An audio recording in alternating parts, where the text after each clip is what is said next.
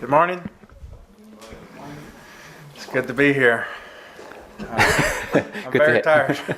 Good to have you here. Yes, my wife and I have been packing all of our things since Friday and Saturday, and we moved to Hanam-si yesterday, and we arrived at our new home last night. 금요일부터 이삿짐을 쭉 챙기셔가지고 하남시로 이사를 하셨답니다. 그래서 조금 피곤한 상태에서 오늘 오셨습니다. So coming here, I have a new route, and I got on the wrong train. 그러니까 오늘은 새 집에서 또 새로운 루트를 통해서 여기까지 오셨습니다. So, but God allowed me to be here, and I'm happy. 네, 그래도 하나님께서 허락하셔서 제 시간에 도착을 하셨고 매우 기쁩니다. There was a fellow named Louis who was very deep in debt. 루이라는 사람이 있었는데 빚을 많이 졌대요. And he was thinking about ending his life. 그래서 이제는 죽자라고 생각했습니다. And a neighbor of his said, "That's ridiculous." 그런데 그 옆에 있던 사람이 그러지 않아도 된다 이럽니다. His neighbor was a chemist. 그 사람이 약사예요. And the chemist said, "Look, I can give you this pill that will put you in a state of suspended animation. 내가 자네한테 알약을 하나 줄 건데 이게 가사 상태에 빠지게 하는 약이야. It'll look like you're dead, but you're really not." 이게 죽은 것처럼 보이지만 사실은 죽는 게 아니거든. And so, and I'll say that you died, and then I'll ship your body to another state, and we can have a funeral service there. 내가 그러니까 사람들한테 자네가 죽었다 그럴 테니까 자네를 이제 다른 나라 미국으로 주겠죠. 옮겨서 장례식도 치르고 이렇게 다 할 거야 이제. And then I can revive you, and you can start a new life. 그리고 나서 내가 자네를 다시 살릴 것이고 자네는 이제 새 삶을 시작할 수 있지 합니다. And so Louis thought this was a good idea, and he agreed to it. 루이가 생각하니까 상당히 좋은 생각이에요. 그래서 그렇게 하자고 했습니다. And on the next day, he was laid out in the funeral parlor with everyone lined up to pay their last respect. 다음 날 되니까 이 사람이 이제 죽은 사람이 된 거예요, 그죠? 그리고 서양 사람들 장례식대로 이 사람은 관에 누워 있고 사람들이 이제 마지막 인사를 하러 왔습니다. The first creditor that who comes up to the coffin, looks into the coffin, and says, "Louis, why did you do it? $15,000 among friends is nothing." 그래서 이제 첫 번째 빚쟁이가 왔습니다. 관 앞에 와갖고서 아이고 이 루이 자네 이게 무슨 일인가? 이 친구 사이에 뭐 자네가 나한테 1,500만 원 빚진 거 있지만 그게 뭐 그렇게 대수라고 이렇게 이러면서 이제 안타까워합니다. And the second creditor goes up and says, "Louis, all you had to do was ask. I would have extended the $50,000 that you owed me indefinitely." 그래서 이제 또 빚쟁이 2번이 와갖고 또 관 앞에서 그럽니다. 야, 자네 나한테 말을 하지 그랬어. 그 나한테 자네가 말을 했다면 그 자네가 빚진 돈 5천만 원 그거 내가 그냥 무한대로 연장을 해줄 텐데 말이야 이랬습니다. And now a third creditor comes to the coffin and says, "Louis, you dirty rat." 그리고 이제 빚쟁이 세 번째 사람이 와서 루이 이 못된 놈아. He says, "You borrowed $200,000 from me, and I lost my home and my business. 너 나한테 2억 원을 빚졌지. 내가 그것 때문에 집도 잃고 직장도 잃었어. You might be dead, but I'm going to get my revenge. 너는 죽었을지 몰라도 나는 복수를 하겠다. I'm going to take this 8-inch butcher knife, and I'm going to stick it in your heart, and I'm going to twist it for every dollar that you owe me." 내가 이 칼을 갖고 네 심장에 꽂고 그다음에 네가 빚진 그 돈만큼 내가 그 횟수만큼 내가 이걸 비틀겠다 이렇게 합니다. And when Louis heard this, he opened one eye, and he lifted his finger slightly up towards the man, and he says, "You, I'll pay." 그러자 그 사람이 루이가 한쪽 눈을 딱 뜨고 이제 손가락을 약간 올리면서 너한텐 내가 갚아줄게 그럽니다.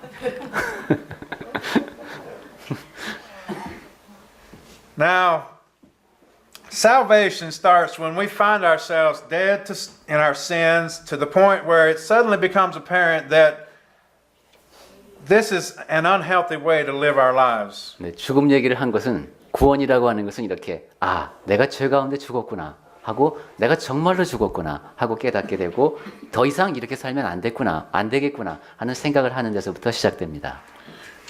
If you read a dictionary, the definition for the word repentance, what you'll usually find is a definition with a lot of big words like contrition and remorsefulness and so on.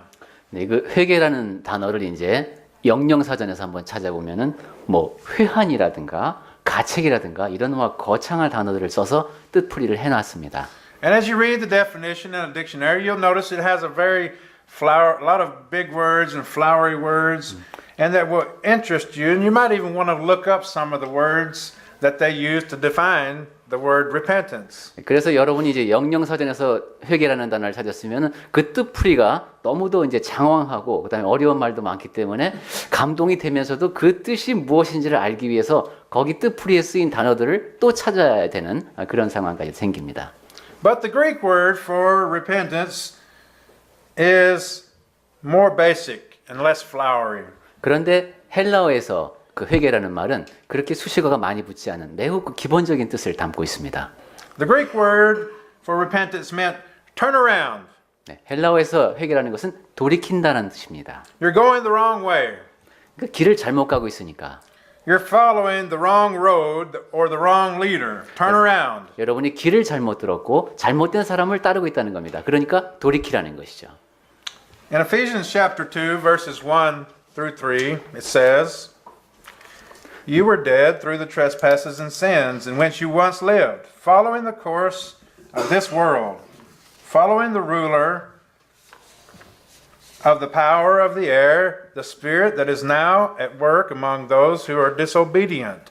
All of us once lived among them in the passions of our flesh, following the desires of flesh and senses, and we were by nature children of wrath like everyone else. 네, 지금 에베소서 2장 1절부터 3절까지를 읽으셨습니다. 제가 우리말 성경에서 읽어드리겠습니다. 에베소서 2장 그는 허물과 죄로 죽었던 너희를 살리셨도다. 그때 너희는 그 가운데에서 행하여 이 세상 풍조를 따르고 공중의 권세 잡은 자를 따랐으니 곧 지금 불순종의 아들들 가운데서 역사하는 영이라. 전에는 우리도 다 그 가운데서 우리 육체 욕심을 따라 지내며 육체와 마음에 원하는 것을 하여 다른 이들과 같이 본질상 진노의 자녀였더니 했습니다. Now this passage tells us that at one time we were following the ways of this world. 그러니까 한때도 우리는 이 세상 사람들이 살아가는 방식을 따랐다는 겁니다. We were following the ruler of the kingdom of the air, 네, 이 공중의 권세 잡은 자를 따랐다고 했습니다. gratifying the cravings and desires that were destroying us. 그러니까 자기 자신을 파멸로 이끄는 그러한 욕구들을 충족시키면서 살았던 겁니다. We were going the wrong way and we needed to repent. 그러니까 그릇된 길로 가고 있었고 따라서 회개할 필요가 있었던 겁니다. We needed to turn around. 돌이켜야만 했던 것이죠. Repentance is like seeing the sign dead end ahead.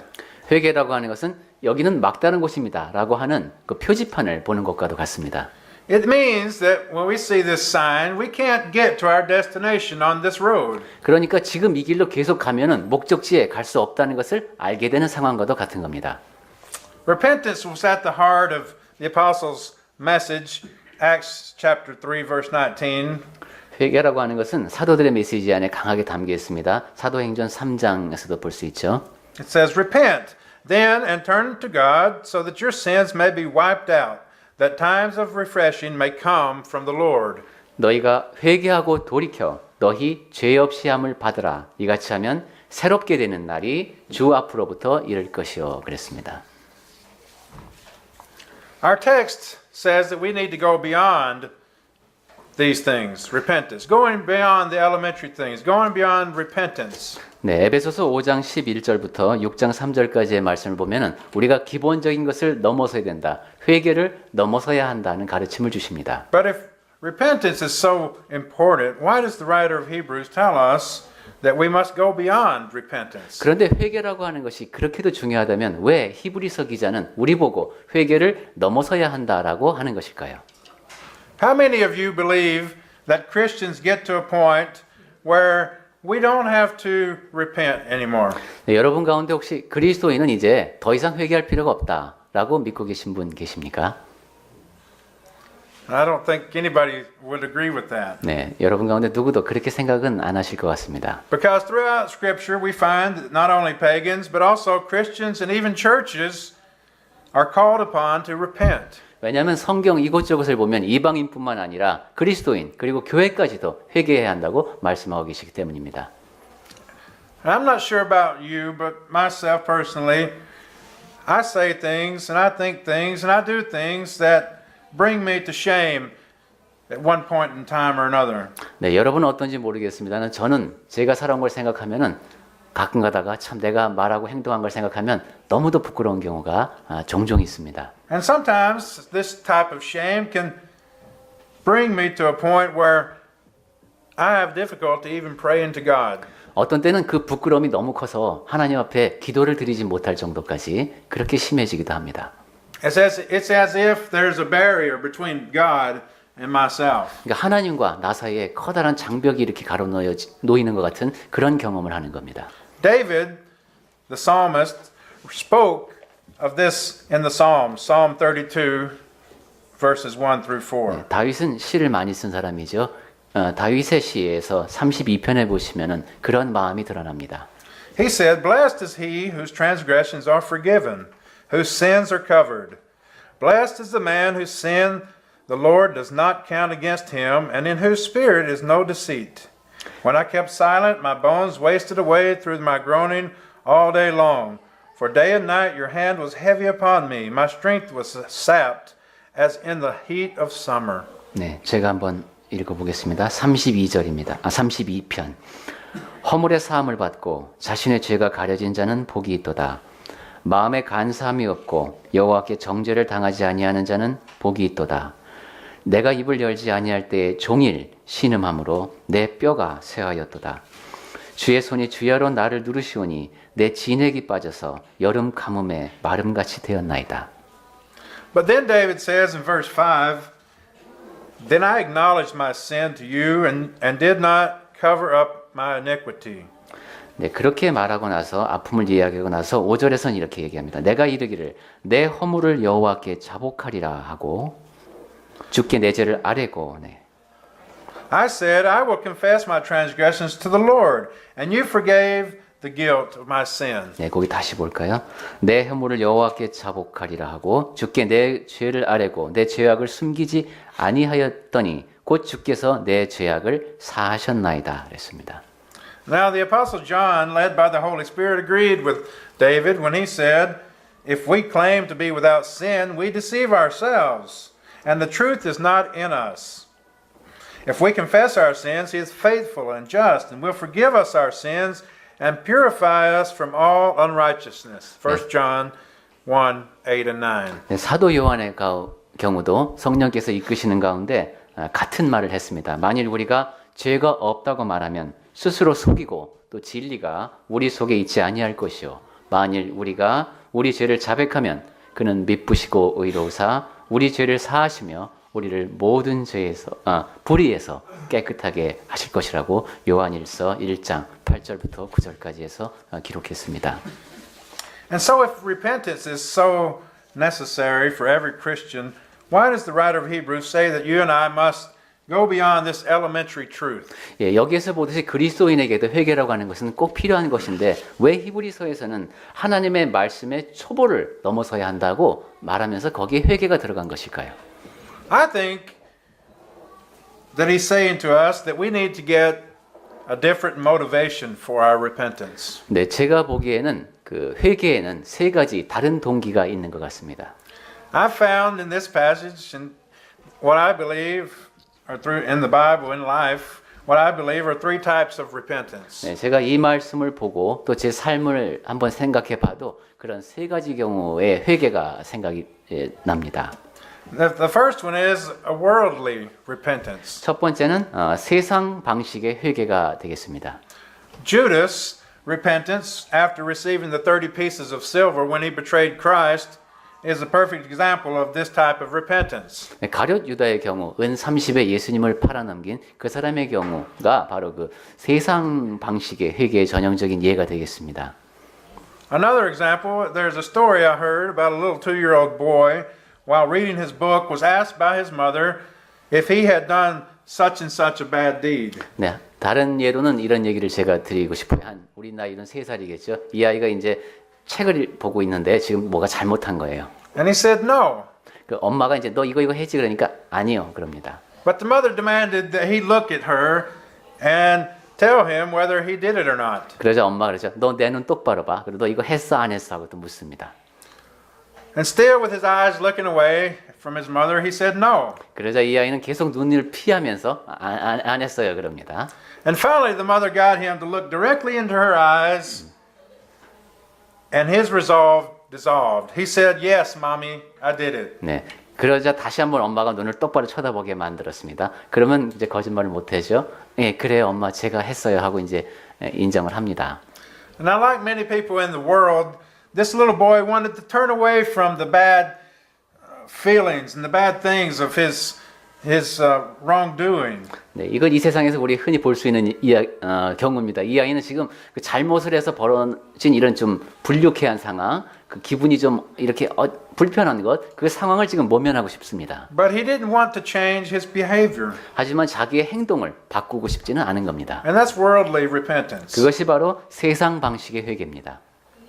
I remember hearing a story about a boy who broke his arm while he was playing in the street against his parents' strict orders not to do that. 또 제가 이제 기억하는 얘기 중에 하나는 어떤 아이가 부모가 위험하게 놀지 말라고 아주 그렇게 얘기했는데도 부모님 말씀 안 듣고 밖에 나가서 놀다가 이제 팔을 부러뜨렸어요.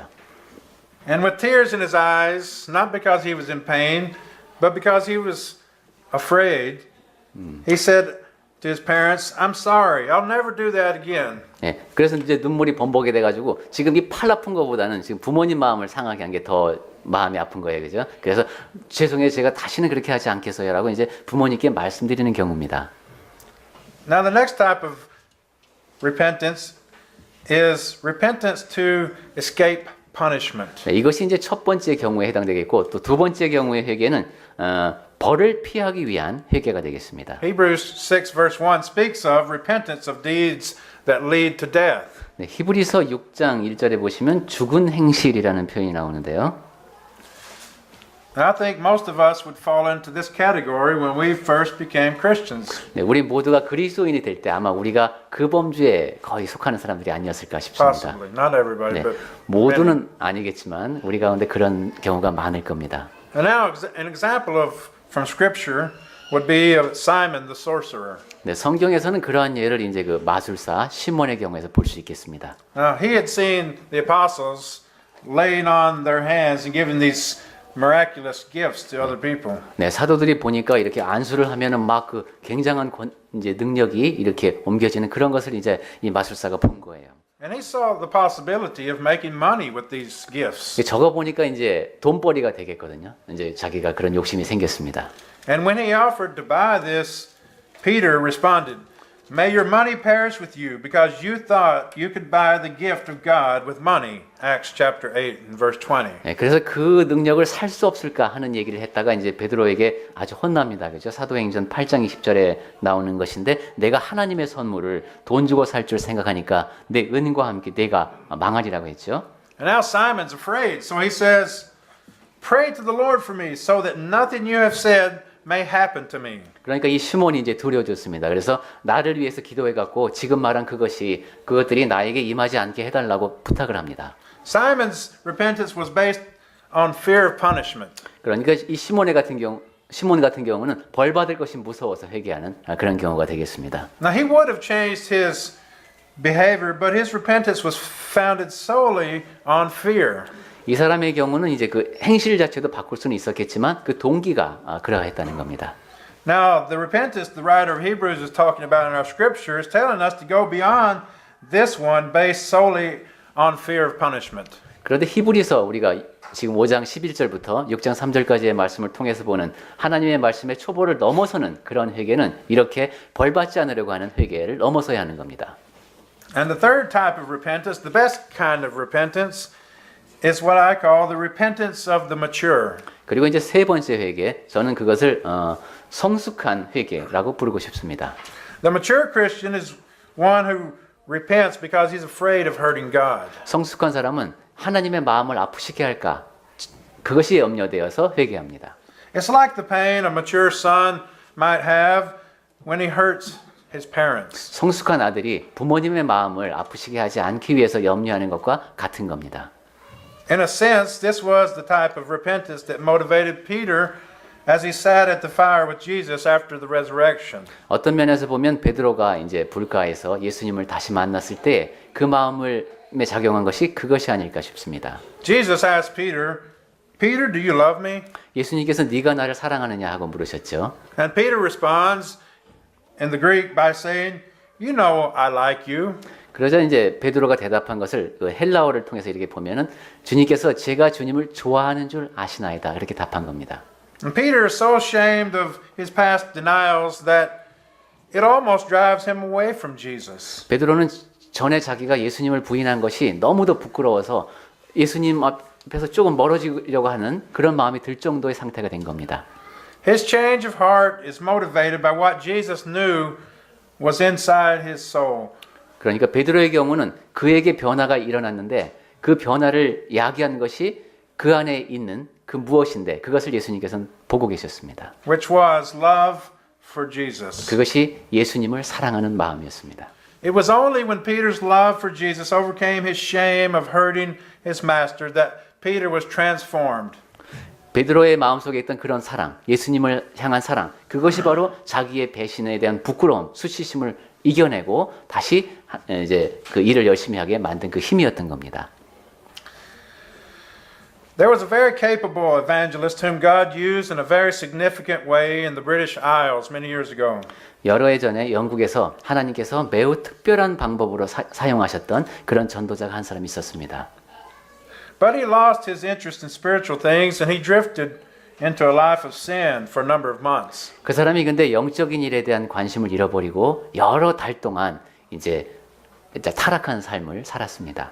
Now, some of his sin was done in secret, but some of them ultimately became public and even made the headlines in the newspapers. 그 사람이 이제 지은 죄들 가운데는 비밀리에 이제 저지른 것도 있지만은 어떤 것은 겉으로 드러나서 신문에 실리기까지 한 그런 사태까지 되었습니다. At first, all he could think about was that he had been ruined for life. 그러자 이제 이 사람이 생각한 것은 야 이제 내 인생은 정말 망쳤구나 이렇게 생각을 했겠죠. But finally, he realized what a fool he had been. 그러다가 그가 이제 마침내 깨달았습니다. 내가 정말로 어리석었구나. And he came back to God just like the prodigal son did that we read about. 그리고는 우리가 잘 아는 탕자처럼 다시 주님께로 돌아왔습니다. And he found exactly the same thing as the prodigal son did. 그리고 그 탕자가 알게 된 것과 똑같은 것을 알게 됐습니다. The Lord welcomed him with open arms and began to strengthen him and bless him again. 주님께서는 두 팔을 벌려 그 사람을 맞아주시고 다시 힘을 주셨다는 것이죠. And finally, after some time of waiting, he felt that he was ready to go back in the public ministry. for the Lord. 그러면서 이제 얼마의 기간이 지나서 이제 내가 다시 이제 본격적으로 주님을 위한 일을 해야 되겠구나 하고 결심을 하기까지 이르렀습니다. Now he was afraid that his sin would be found out and be brought up all over again. 그런데 자기가 과거에 지었던 죄 그것들이 밝혀져 갖고 또 다시 거론되는 일은 없을까 하는 두려움은 있었죠.